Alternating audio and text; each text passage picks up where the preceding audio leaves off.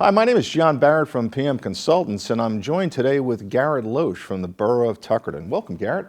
Hello, John. Hey, listen, we're here today to talk a little bit about municipal budgets. Every year, a municipality has to adopt a municipal budget. Not a lot of people understand what goes into it. Certainly, we have certain limitations relative to the levy caps and the appropriation caps. But Garrett, when you craft a municipal budget, what's the first thing you always take a look at? I always start with the expenditures, what we're going to plan to spend money on. So I'm looking at salary and wages, because your contracts really dictate your year ahead costs, and I'll line those up. I'm usually starting the budget before the year-end revenues are calculated, and I always go through a wish list with the administrator and or some of the governing body members, because they all have wish lists. Oh, sure, they absolutely do. They love spending money, and of course, it's always a CFO's job to make sure that we live within certain reason and certain limitations on the budget. Now, in the state of New Jersey, a few years ago, the governor Christie actually imposed what they call the 2% levy cap. And that's what we call the levy cap workbook that we have to do every year, which basically takes a look at some of the expenditures, but also how much we can raise in taxation year over year. Now, the governor often said that was a 2%. There was a limitation at 2%, but we all both know that that's not the reality, correct? And that is correct, and that's all the residents ever hear. The taxpayer hears a 2%. And doesn't understand there are exceptions, additional debt service costs, additional pension costs. Each year, the DCA in Trenton will give us some different options of what it might be. Trash collection's gone up too much, things like that, and that's what's factored into that levy cap workbook. And then we can set our numbers from there. Yeah, certainly. I mean, every year we hear about the increase in healthcare expenses, the state health benefits for those towns that are participatory in that. A few years ago, went up about 18%. I think this year about 14%. And in that levy cap workbook, we have things that, based on calculations that the state mandates, we have the availability to include that in the levy, because ultimately these are fixed costs relative to pension bills that we receive that could be hundreds, if not millions of dollars for towns, for the public employees and the police and fire.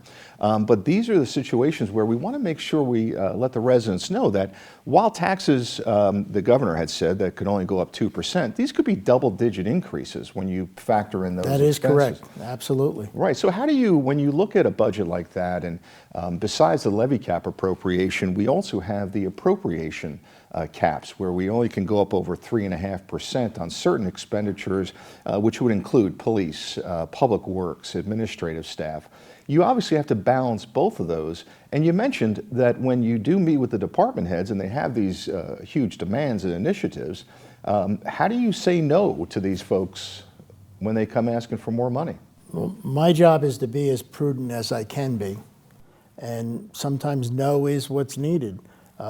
If they're looking for new trucks and new cars, I can always allow the governing body to bond money if they wish to go that route.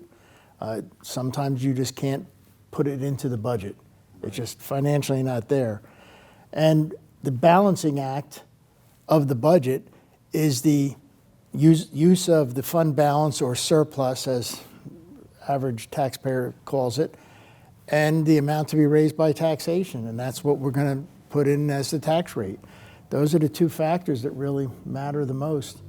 The rate's determined by the value of the town. So if your town's building more and adding more, it helps and gives you a little bit extra that you can now spread the costs against. Absolutely. So obviously, as a chief financial officer, you are not there to drive policy. You are there to basically listen to the mayor and the governing body as to what initiatives they want to move forward with and ultimately find a way of paying for it. So in the operational costs, which would be the municipal budget, are obviously political. You're talking about salaries and wages and other expenses. But when we look at the capital budgets, like for instance, buying a new car, police obviously always love new police cars, right? Because they run those cars pretty much into the ground. So when we look at capital portions of the budget, we actually craft a capital ordinance where we have to include some down payment money for those. 5% down payment unless it's a utility, where we don't have to do that if it's self-liquidating. But ultimately, that bond ordinance gets passed by the governing body, and that gives the municipality the availability to go out and borrow that money for such needed capital improvements. But of course, the interest and principal payments that come with borrowing the money do have to go into future budgets, and they do factor in. Absolutely. In fact, that's an appropriation that's what's called outside of cap. So we're able to, any type of increases in debt service, as you mentioned before, pension increases, health care, other expenses that actually exceed certain expenditures of the cap that actually get added into the cap so we can pass it along to the taxpayers. And again, a municipal budget, someone in a private sector says, well, gee, our sales are down this month, so spend less money. And that isn't really the way a municipal budget works. I can't turn off the electricity to the streetlights for 6 months to save money. And we've had that experience. That experience has happened, right? In dealing with politicians who want to cut certain appropriations. They don't understand, and that is why we have to go through intensive training and factor in how we control things. And I would say, for the average person looking at this who's not in municipal government, just the procedure. First of all, as you mentioned, prior to year end, probably in November, December time, you're meeting with the department heads in order to ascertain what their requirements or needs are for the upcoming year. But after you craft a budget, the budget is then introduced by the governing body. There's no public comment at that point specific to the budget, but in a few weeks we come back and have what's called a budget hearing. Public hearing, absolutely. And what the residents now will have an opportunity to speak about They can that. well, they would have, once you introduce the budget, it's made available to the public, and it's published in short form. But they can come in and pick up a copy of the budget, review it, and ask questions. And then at the public hearing portion, they can come in and address the council and say, you know, you only put in X amount of dollars for celebration of public events, and we want to have it bigger this year. We wanted to do more. We wanted concerts. And the governing body at that point can say, well, you know what, we're going to find more money for that and have to raise the taxes a little more. And then there's other procedures I would have to follow in amending the budget and things like that. Right. For the most part, in our smaller towns, we have factored all that into the introduced budget.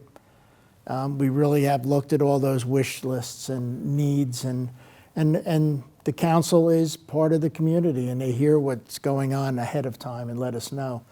And once we go through that stage, the state does review the budget. There are occasions where you can do a self-review, but the state reviews the budget, makes comments. You have to explain why you included a grant, so you have to show that you got a check for that grant or something in that line, and some other factors.